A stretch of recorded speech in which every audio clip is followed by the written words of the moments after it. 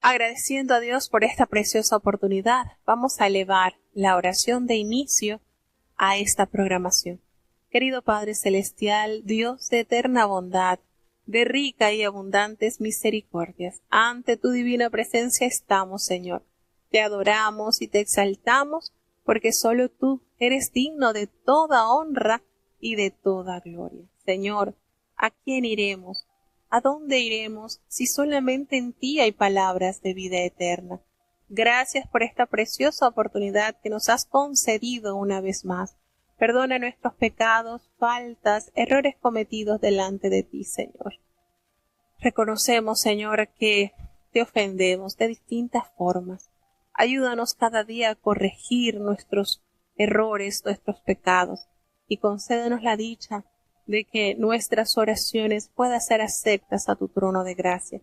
Te presentamos esta programación, Padre, bendice y guarda a cada oyente que ya está con nosotros y los que han de conectarse. Padre, que en ellos se pueda cumplir tu promesa descrita en Isaías 55, porque como desciende de los cielos la lluvia y la nieve, y no vuelve allá, sino que harta la tierra y la hace germinar y producir, y da simiente al que siembra, y pan al que come.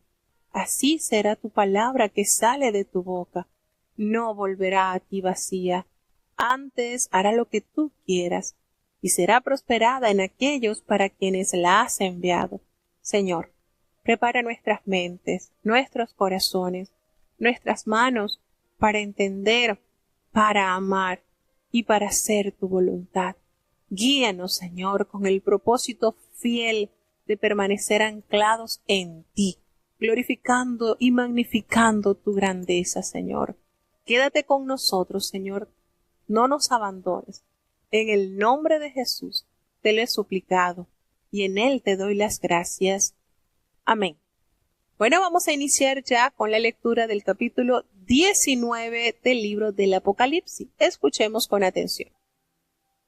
Libro de Apocalipsis, capítulo 19. Después de estas cosas oí una gran voz de gran compañía en el cielo que decía: Aleluya, salvación y honra y gloria y potencia al Señor Dios nuestro, porque sus juicios son verdaderos y justos, porque Él ha juzgado a la grande ramera, que ha corrompido la tierra con su fornicación, y ha vengado la sangre de sus siervos de la mano de ella. Y otra vez dijeron: Aleluya, y su humo subió para siempre jamás. Y los 24 ancianos y los 4 animales se postraron en tierra y adoraron a Dios, que estaba sentado sobre el trono, diciendo: Amén, Aleluya. Y salió una voz del trono que decía: Load a nuestro Dios todos sus siervos, y los que le teméis, así pequeños como grandes. Y oí como la voz de una grande compañía, y como el ruido de muchas aguas, y como la voz de grandes truenos, que decía: Aleluya, porque reinó el Señor nuestro Dios Todopoderoso. Gocémonos y alegrémonos y démosles gloria, porque son venidas las bodas del Cordero, y su esposa se ha aparejado. Y le fue dado que se vista de lino fino, limpio y brillante, porque el lino fino son las justificaciones de los santos. Y él me dice: Escribe: Bienaventurados los que son llamados a la cena del Cordero. Y me dijo: Estas palabras de Dios son verdaderas. Y yo me eché a sus pies para adorarle. Y él me dijo: Mira que no lo hagas. Yo soy siervo contigo y con tus hermanos que tienen el testimonio de Jesús. Adora a Dios, porque el testimonio de Jesús es el espíritu de la profecía. Y vi el cielo abierto, y aquí un caballo blanco, y el que estaba sentado sobre él era llamado Fiel y Verdadero, el cual con justicia juzga y pelea. Y sus ojos eran como llama de fuego, y había en su cabeza muchas diademas, y tenía un nombre escrito que ninguno entendía sino él mismo. Y estaba vestido de una ropa teñida en sangre, y su nombre es llamado el Verbo de Dios. Y los ejércitos que están en el cielo le seguían en caballos blancos, vestidos de lino finísimo, blanco y limpio. Y de su boca sale una espada aguda, para herir con ella a las gentes, y él los regirá con vara de hierro, y él pisa el lagar del vino del furor, y de la ira del Dios Todopoderoso. Y en su vestidura y en su muslo tiene escrito este nombre: Rey de Reyes y Señor de Señores. Y vi un ángel que estaba en el sol, y clamó con gran voz diciendo a todas las aves que volaban por medio del cielo: Venid y congregaos a la cena del gran Dios, para que comáis carnes de reyes y de capitanes, y carnes de fuertes, y carnes de caballos, y de los que están sentados sobre ellos, y carnes de todos, libres y siervos, de pequeños y de grandes. Y vi las bestias y los reyes de la tierra y sus ejércitos congregados para hacer guerra contra el que estaba sentado sobre el caballo y contra su ejército. Y la bestia fue presa, y con ella el falso profeta que había hecho las señales delante de ella, con las cuales había engañado a los que tomaron la señal de la bestia y habían adorado su imagen. Estos dos fueron lanzados vivos dentro de un lago de fuego ardiendo en azufre, y los otros fueron muertos con la espada que salía de la boca del que estaba sentado sobre el caballo, y todas las aves fueron hartas de las carnes de ellos. Bueno, se acerca la parte cumbre de los finales del tiempo, el regocijo en el cielo por la caída de Babilonia. Y escuchemos cómo el apóstol describe una gran multitud, las voces de una gran multitud que exaltan el triunfo de la justicia, de la verdad. Y fíjense que aquí hay algo particular. La palabra aleluya, que significa alabado sea el Señor, aparece solo en este pasaje del Antiguo Testamento.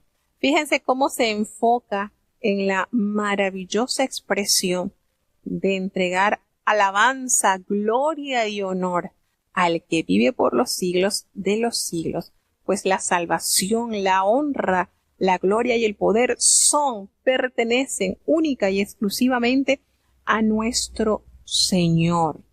Y la voz de una gran multitud anuncia la cena de las bodas del Cordero, y una vez más, las imágenes no siguen un orden secuencial, como podemos leer en este capítulo, y la consumación del reino ya profetizada en el capítulo 11 vuelven a ser anunciadas acá, cuando dice que cuando se revela nuevamente los ángeles, los 24 ancianos, los querubines que rinden adoración a Dios. Amén, aleluya. Esa voz de todos sus siervos, los que temen al Señor, los grandes como los pequeños, esos siervos. Y la palabra siervo se refiere a alguien sometido a servidumbre o sujeto a otro, y usualmente se le traduce por esclavo o siervo. Y a menudo el servicio de que se habla es voluntario, a través del cual una persona ofrece de buena gana obediencia, devoción, lealtad a otra persona y subordina a ella su voluntad. Y se usa para referirse a la institución de la servidumbre, como lo expresa el Señor en los evangelios. Y es metafóricamente, esta palabra se usa para describir a los que han sujetado su voluntad a la grandeza de Cristo. Y como de varias maneras se usan en este capítulo, se repite la expresión aleluya. Se escucha la manera en que el Señor Dios Todopoderoso reina y llama a gozarse y alegrarse y a darle gloria, porque efectivamente las tan esperadas bodas del Cordero han llegado a su cumplimiento y su esposa ya está preparada. Fíjense cómo nos lleva también a la parábola, cómo nos conectamos con la parábola de Jesucristo de la gran boda. Y no solamente el tiempo ya señalado ha llegado, sino que se le ha concedido a su novia que se vista de lino fino. Y recordemos que el lino fino representa la pureza, representa las acciones justas de los santos. Y de hecho, los sacerdotes se vestían de lino también, como nos dice que es el lino fino, limpio, resplandeciente, porque precisamente nos detalla el Apocalipsis que el lino fino es las acciones justas de todos los santos. Y el ángel entonces le dice a Juan, fíjense lo concerniente a esta experiencia vivida por el apóstol. Ahora el ángel le dice, escribe, le da la orden, escribe. Bienaventurados son los que son llamados a la cena de las bodas del Cordero. Y él me dice entonces, le dice a Juan, estas son palabras verdaderas de Dios. Esto es necesario anunciarlo para que sepa la humanidad entera que el tiempo del fin ha llegado, pero es el fin. Es esto que nos detalla la palabra de Dios, es como dice aquel pensamiento, hermanos, para los salvos, para los santos, para los verdaderos hijos de Dios. La tierra será el único infierno que van a vivir, es decir, la única lucha, prueba difícil de atravesar. Pero para los condenados, para aquellos que no prestaron oído al llamado, a la invitación de salvación, el mundo será el único cielo que ellos conocerán, porque de ahí en adelante vendrá entonces ese castigo eterno. Mientras que para los que perseveremos en esta gracia gloriosa y redentora, en esta gracia maravillosa, será el principio de la eterna felicidad y el punto final de la tristeza. Pues ya no habrá más tristeza, ya no habrá más dolor, ya no habrá más miserias humanas que lamentar. Y el ángel le dice entonces que estas palabras son fieles, son verdaderas, y este texto promete restaurar la intimidad con Dios y al cumplirse el propósito divino en su pueblo y el concepto completo de que el Espíritu Santo y la restauración se desarrollan de una manera clara. Yo me postré a sus pies cuando Juan vio esta grandeza, ya la boda, ya todo maravilloso. Al ver esta preciosa manifestación, cae postrado a los pies del ángel para adorarle. Y fue entonces corregido por el ángel decirle, no lo hagas. Yo soy consiervo tuyo y de tus hermanos, los que retienen el testimonio de Jesús. Solamente debes adorar a Dios, porque el testimonio de Jesús es el espíritu de la profecía. Y la Biblia toda es un producto del Espíritu Santo. Recordemos que fue inspirado cada uno de los escritores por el Espíritu Santo, quien no solamente es el Espíritu de verdad, sino el Espíritu de la profecía. Y el verbo profetizar deriva de la preposición griega pro y del verbo fen, que significa hablar, proferir ante. Y esta preposición es, en caso que se puede significar por adelantado. Adelantarse a los acontecimientos futuros, adelante.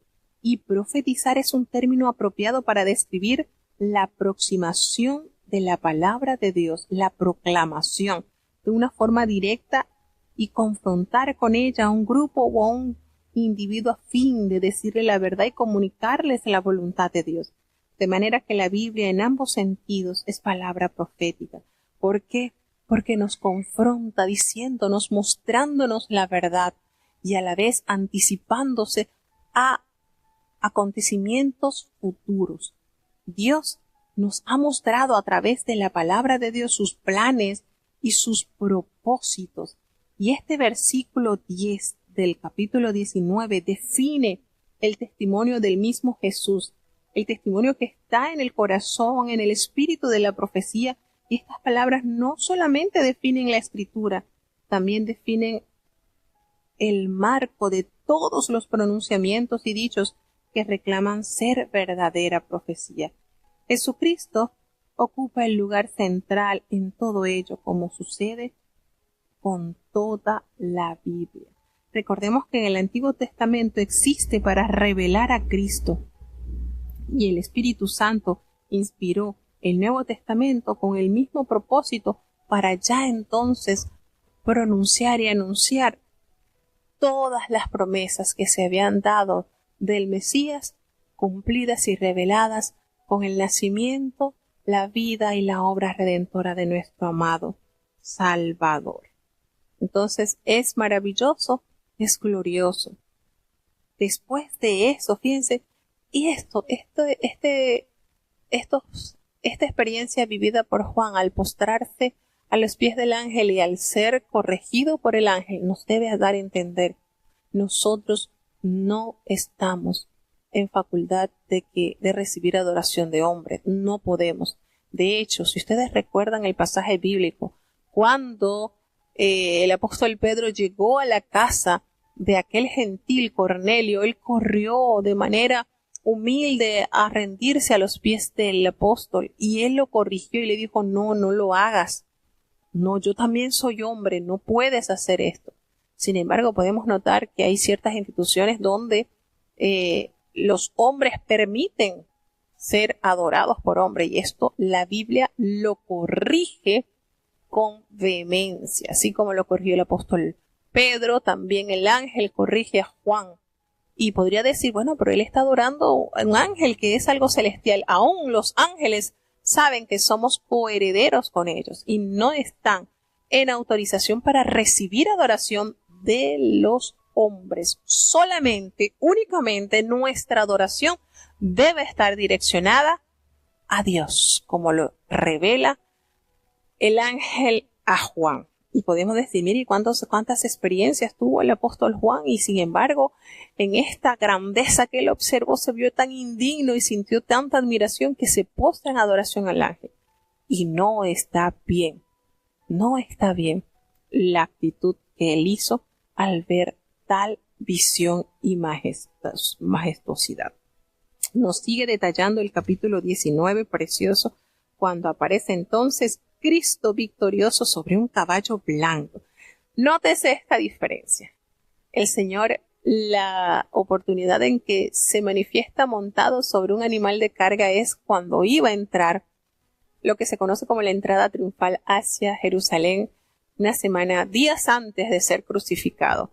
Y aquí entonces ve Juan el cielo abierto y aquí que viene un caballo blanco y el que lo montaba se llamaba Fiel y Verdadero, y es el que juzga y pelea con verdad. Y el caballo blanco simboliza la victoria. Fiel y verdadero describe al jinete que es Jesús, cuya victoria final en la pelea que se aproxima sirve solamente para mostrar a quienes moran sobre la tierra lo que han visto los ojos de la fe en su cruz y en su resurrección. Es maravilloso este capítulo, ¿verdad? Cómo se nos manifiesta el Señor ya no montado sobre un pollino, un animalito de carga, ahora montado sobre un hermoso corcel blanco majestuoso, y describe lo que ya se había descrito en el primer capítulo del Apocalipsis, que los ojos del jinete eran como llamas de fuego, y había en la cabeza muchas diademas y tenía un nombre escrito que ninguno conocía sino él mismo. Fíjense esto, sus normas, sus métodos son cualitativamente diferentes a las del dragón y a sus aliados. Él juzga en la corte, no en el campo de batalla. Él dirige una guerra espiritual, no un enfrentamiento militar. Sus ojos, hay muchas diademas, representan ilimitada autoridad y soberanía y sobrepasan las usurpadas por el dragón y la bestia. Y un nombre escrito que ninguno conoce. La plenitud de la persona de Jesús sobrepasa la comprensión humana, hermanos. Esto es excelso, esto es celestial, esto es maravillosa experiencia que se ofrece a los que esperan en su rey. Y él estaba vestido también de una ropa teñida en sangre, y su nombre es el Verbo de Dios. Los ejércitos celestiales, vestidos de lino finísimo, blanco, limpio, le seguían en caballos blancos también. La ropa de Cristo está teñida en la sangre de su sacrificio, no en la de sus enemigos, debido a que la batalla no ha tenido aún lugar. Y el Verbo de Dios, Jesús, revela el carácter y el propósito de su Padre. Los ejércitos celestiales son los santos glorificados descritos en el versículo 8 y utilizando similares símbolos de pureza. Esto puede verse mejor como el tiempo de la entrega al Señor, cuando la iglesia triunfante se levante para recibir a Cristo y a los demás santos que regresen, es decir, los que han muerto en el aire y en la segunda venida, y los santos que serán llevados deben volver inmediatamente con Cristo y con los santos. Notamos entonces que Él tiene un escrito. Su boca es como una espada aguda para herir con ella a las naciones, y Él las va a regir con vara de hierro, así como está descrito en el capítulo 2 del Apocalipsis y en el capítulo 14 también. Y Él regirá con vara de hierro, y Él pisará el lagar del vino del furor y de la ira del Dios Todopoderoso. Y allí en su vestidura, en su muslo, tiene escrito este nombre: Rey de Reyes, Señor de Señores, como lo revela Daniel capítulo 2 versículo 47 y el Apocalipsis capítulo 17 versículo 14. Y ve entonces allí como la espada que sale de su boca es la palabra de Dios, y esa vara de hierro es la autoridad entregada del Señor para guiar a las naciones. Y el pisar el vino en el lagar es el castigo que recibirán los malos, los que nunca llegaron a aceptar la invitación del Señor. Ahora nos dice: Rey de Reyes, Señor de Señores, este temible título ganado por Cristo con la consumación de su obra y la victoria en la cruz, como lo dice también Filipenses capítulo 2, y es la base para que complete su triunfo sobre el dragón y sus aliados. Notamos entonces que se denota la derrota de la bestia y sus ejércitos, y también vio un ángel que estaba en pie en el sol, y él clamó a gran voz diciendo a todas las aves que vuelan en medio de los cielos: venid y congregaos a la gran cena del Señor. Se anuncia la victoria antes que se libre la batalla. ¿Qué les parece? Las aves depredadoras son invitados a participar en el terrible festín que contrasta enormemente con la cena de las bodas del Cordero. Y el breve relato de la batalla final en los versículos que estamos acá leyendo es casi anticlimático. La bestia y el falso profeta son apresados y lanzados vivos dentro de un lago de fuego, y sus aliados son muertos por la palabra del Señor, que tiene poder para vencer todo mal. Y el principio que se enseña aquí se aplica a todas las generaciones. Cualquier sistema que se oponga a Cristo está enteramente condenado a la derrota. La bestia fue apresada. Un hombre, no una computadora o un sistema de gobierno, es el mismo poder a que se alude como el otro cuerno pequeño que aparece en Daniel 7:8, el desolador, que aparece en de Daniel también 9:27, la abominación desoladora que nos detalla San Mateo 24, el sermón profético, y el inicuo, que aparece en Segunda de Tesalonicenses, aunque destruida, no está aniquilada. Y esto va a seguirse detallando en los siguientes capítulos, cómo la grandeza de Dios se resalta en la majestuosidad de su gloria. Libro de Apocalipsis, capítulo 20. Y vi un ángel descender del cielo, que tenía la llave del abismo, y una grande cadena en su mano. Y prendió al dragón, aquella serpiente antigua, que es el diablo y Satanás, y le ató por 1000 años. Y arrojólo al abismo, y le encerró, y selló sobre él, porque no engañe más a las naciones, hasta que 1000 años sean cumplidos, y después de esto es necesario que sea desatado un poco de tiempo. Y vi tronos, y se sentaron sobre ellos, y les fue dado juicio, y vi las almas de los degollados por el testimonio de Jesús y por la palabra de Dios, y que no habían adorado la bestia, ni a su imagen, y que no recibieron la señal en sus frentes, ni en sus manos, y vivieron y reinaron con Cristo 1000 años. Mas los otros muertos no tornaron a vivir hasta que sean cumplidos 1000 años. Esta es la primera resurrección. Bienaventurado y santo el que tiene parte en la primera resurrección. La segunda muerte no tiene potestad en estos, antes serán sacerdotes de Dios y de Cristo, y reinarán con él 1000 años.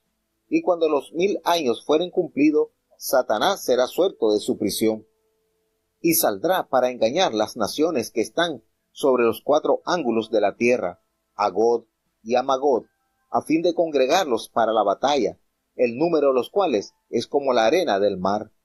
Y subieron sobre la anchura de la tierra, y circundaron el campo de los santos y la ciudad amada, y de Dios descendió fuego del cielo y los devoró. Y el diablo que los engañaba fue lanzado en el lago de fuego y azufre, donde está la bestia y el falso profeta, y serán atormentados día y noche para siempre jamás. Y vi un gran trono blanco, y al que estaba sentado sobre él, desde delante del cual huyó la tierra y el cielo, y no fue hallado el lugar de ellos. Y vi los muertos, grandes y pequeños, que estaban delante de Dios, y los libros fueron abiertos, y otro libro fue abierto, el cual es de la vida, y fueron juzgados los muertos por las cosas que estaban escritas en los libros, según sus obras. Y el mar vio los muertos que estaban en él, y la muerte y el infierno vieron los muertos que estaban en ellos, y fue hecho juicio de cada uno según sus obras. Y el infierno y la muerte fueron lanzados en el lago de fuego. Esta es la muerte segunda, y el que no fue hallado escrito en el libro de la vida fue lanzado en el lago de fuego. Bueno, tenemos entonces ya el capítulo 20, Satanás atado por 1000 años. ¡Wow! Qué bueno saber que el acusador, que el que apuesta por la destrucción total y absoluta del ser humano, esté inhabilitado, completamente inhabilitado. Tenemos entonces que hay distintas situaciones. Aquí nos damos cuenta que Juan ve un ángel que descendía del cielo con la llave del abismo y una gran cadena en la mano. Fíjense lo que él observó, y allí entonces toma al dragón, que es la serpiente antigua, que es el diablo, Satanás, y lo ata entonces por 1000 años. El diablo, quien otorgó poder a la bestia y al falso profeta, comparte ahora su suerte. Porque recordemos que en el capítulo anterior, la bestia y el falso profeta habían sido arrojados. Y ahora entonces, el enemigo, el diablo, también correrá con la misma suerte. En la primera fase del juicio, permanece encerrado en el abismo durante 1000 años. Cualquiera que sea la interpretación del milenio, porque este tema es muy amplio, hay demasiados debates. Muchos argumentan que el milenio se experimentará en la Nueva Jerusalén, otros que el milenio se experimentará acá, otros que el milenio ya está por terminar, que todavía estamos. O sea, hay tantas cosas de verdad que se argumentan sobre este tema, que nuestra postura, la iglesia como tal, una postura sí no ha manifestado, y en eso estamos esperando, ¿no? Porque son temas que no se trataban. Casi siempre el libro del Apocalipsis era obviado por sus profundos temas e interpretaciones que se les ha dado por el tiempo. Entonces, ante cualquiera que sea la interpretación del milenio, la verdad central de la derrota de Satanás sigue siendo la misma. Indiferentemente lo que se opine, lo que se piense, hermanos, el tema principal es que Satanás es derrotado, y el propósito de atar al diablo es para que no engañe más a las naciones. Desde el primer advenimiento de Cristo, desde el nacimiento de Cristo y desde el derramamiento del Espíritu Santo, Satanás no ha podido mantener en la oscuridad a los pueblos del mundo sin encontrar oposición. Mientras los discípulos proclaman el Evangelio a todas las naciones, él seguirá en cuenta regresiva, hermanos. Cada día le queda menos tiempo al enemigo de recibir su justa condenación. Entonces allí debemos de centrarnos. El mal ya no será más. Y entonces sigue hablando el apóstol al anunciar que él vio tronos y se sentaron sobre ellos y ellos recibieron la facultad de juzgar. Y él vio allí en esa visión las almas de los decapitados por la causa del testimonio de Jesús, por la palabra de Dios, aquellos que prefirieron entregar sus vidas antes de negar su fe, antes de negar a su Salvador. Toda esta fidelidad confirmada nos da a entender la grandeza redentora de Dios. Ninguno de ellos perderá su vida en vano, pues la recompensa de Dios hacia ellos está asegurada, pues ellos no habían adorado a la bestia ni a su imagen, y ellos no recibieron la marca en su frente ni en sus manos. Mantuvieron su identidad, permanecieron fieles a la causa de Cristo, y su recompensa estará allí para ser entregada. Fíjense lo maravilloso que es resistir al mal.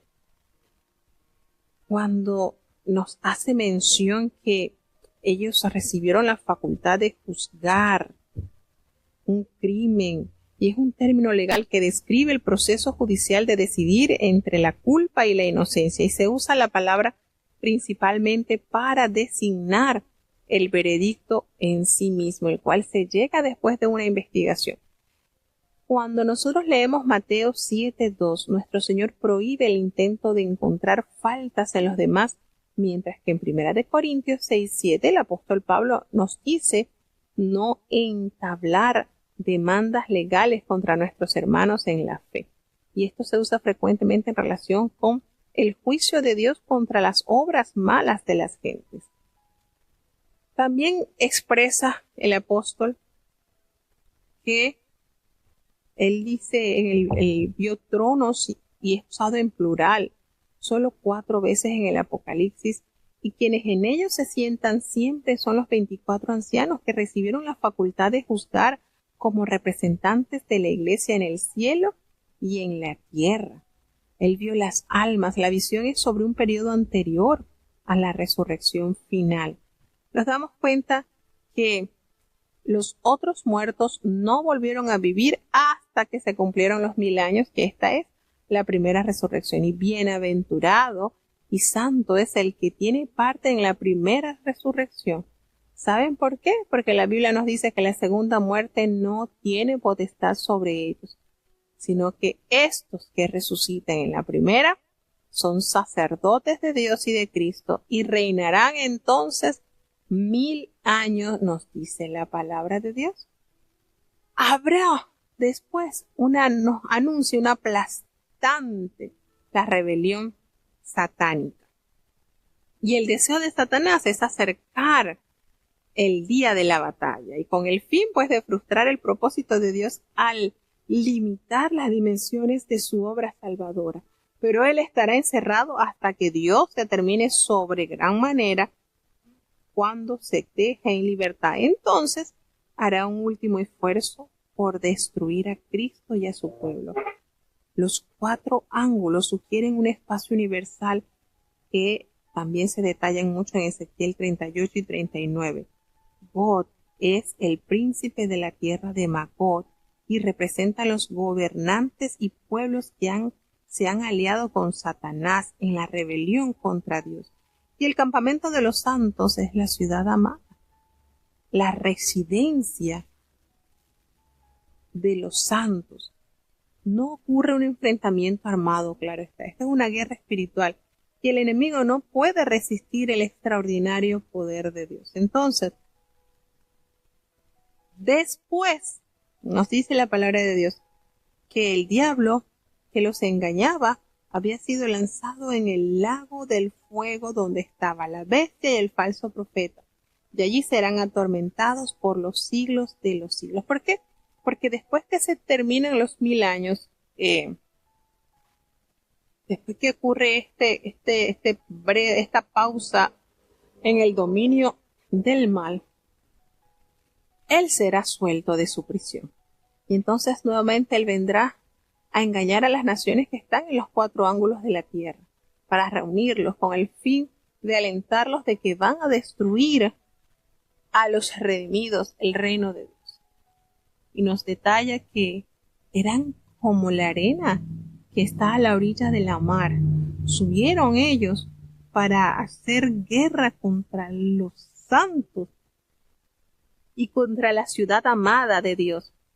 Y no tuvo el Señor ni siquiera que enviar un angelito. Todo esto en un abrir y cerrar de ojos se resolvió. Dice que descendió fuego del cielo y los consumió. Entonces el diablo, que estaba allí al acecho engañando, fue llevado al mismo lugar de tormento donde estaban el falso profeta y la bestia. Es decir, podemos entonces inquirir acá que el infierno no lo estrenó Satanás. Por eso podemos argumentar a través de la palabra de Dios que no es el infierno un lugar que esté ocupado. El diablo no vive en el infierno. Fíjense en la manera en que él va a entrar a ese lugar. Aún mucho antes entró la bestia y el falso profeta, y solo entonces, después del cumplimiento de su encadenamiento, una vez que el enemigo es castigado, viene el juicio del gran trono blanco. Y vio entonces Juan un gran trono blanco, y el que estaba allí sentado en él, delante del cual huyeron la tierra y el cielo, y ya nada se encontró para ellos. La historia ha terminado y solo queda el juicio final para completar el drama de la redención. Y el juicio final llega a los que están espiritualmente muertos, no a los santos. El libro de la vida fue abierto para mostrar que los nombres de los muertos no aparecen en él. Y el último enemigo a destruir es la muerte y el Hades, el refugio temporal de los muertos hasta el juicio final. Estos son pocos poderosos como las otras fuerzas del mal. Entonces nos revela la palabra que vio a los muertos, los grandes y a los pequeños de pie ante Dios. Y fíjense cómo nos menciona los libros que fueron abiertos. Pero hay otro libro que es abierto. Y ese es el libro de la vida.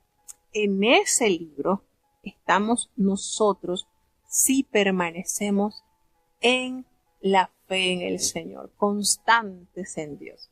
Si no, hay otros libros de los cuales, eso no tienen esperanza.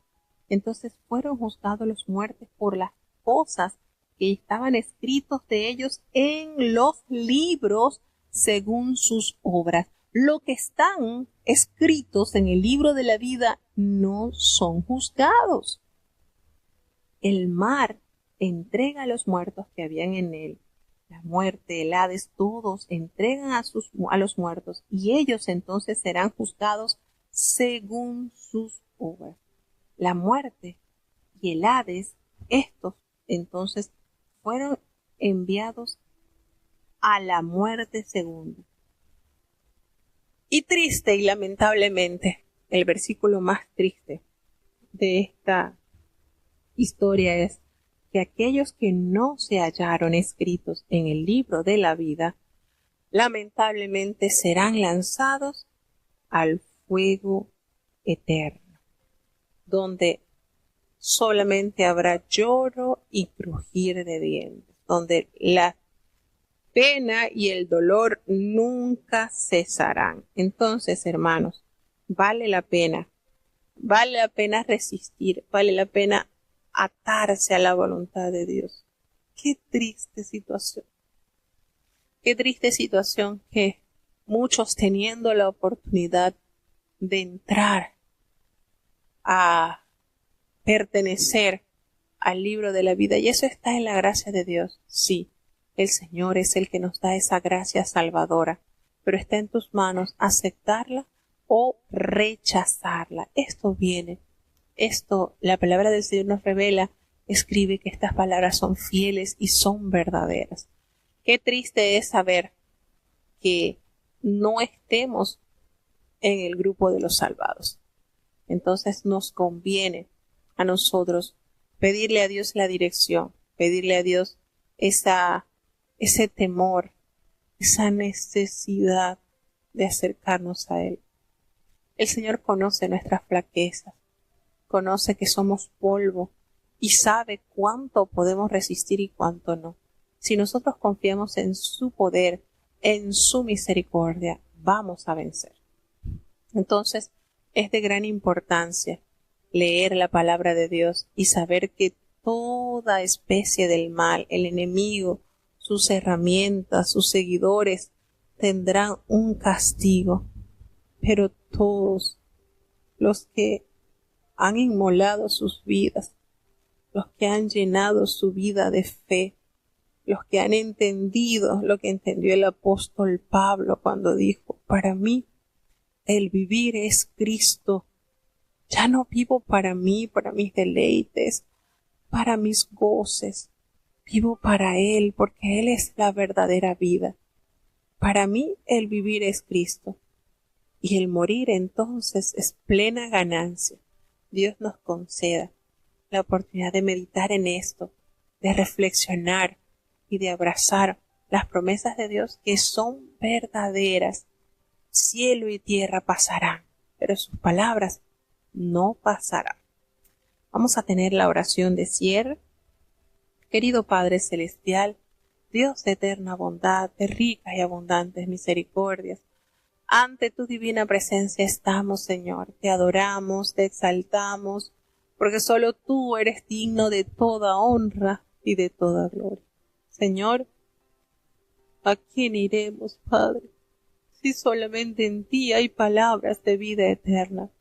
Gracias por esta preciosa oportunidad que nos has concedido una vez más. Perdona nuestros pecados, faltas y errores cometidos delante de ti, pues reconocemos, Señor, que ante tu presencia no hay hombre que no peque, Señor. Ayúdanos cada día a vivir enteramente para ti, glorificándote, amándote, obedeciéndote, Señor. Te damos gracias por este día que nos has dado, por la vida, por la fe, por tu amor.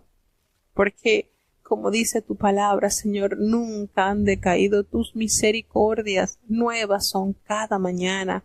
Grande es tu fidelidad. Ayúdanos cada día a compenetrarnos en ti, a confiar en ti, a vivir para ti. Señor, pedimos una bendición especial por cada uno de los oyentes que durante este año han estado leyendo tu palabra, Señor. Lo que humanamente, lo que pocamente podamos entender de tu palabra, Señor, tu Espíritu Santo nos amplíe el conocimiento y sobre todo ese temor en nuestros corazones para reverenciarte, Señor, porque no son los oidores los justificados ante ti, sino los hacedores. Señor, ayúdanos cada día, llénanos plenamente, guíanos en todo tiempo, Señor, por amor de tu nombre. Gracias, Padre, gracias por cada niño, por cada joven, por cada adulto, Señor, por cada anciano que persevera en ti, Señor, mirando, Señor, el blanco de la soberana vocación. Seguimos clamando por cada uno de los enfermitos, Señor, están en tus manos. Gracias por los que han sido sanados. Gracias por tu obra maravillosa, porque no te cansas de amar, no te cansas de restaurar, de ayudar y sobre todo de liberar. No nos abandones, Señor, en este día especial. Glorifícate en medio de tu pueblo. Quédate con nosotros, Señor. En el nombre de Jesús te lo he suplicado y en él te doy las gracias. Y ahora te pedimos, Señor, que el bendito amor de Dios, la gracia y la paz de nuestro Señor y Salvador Jesucristo, la compañía y la comunión de tu Espíritu Santo, quien es nuestro eterno Consolador, sea con cada uno de tus hijos, nos guarde desde ahora y para siempre. Amén.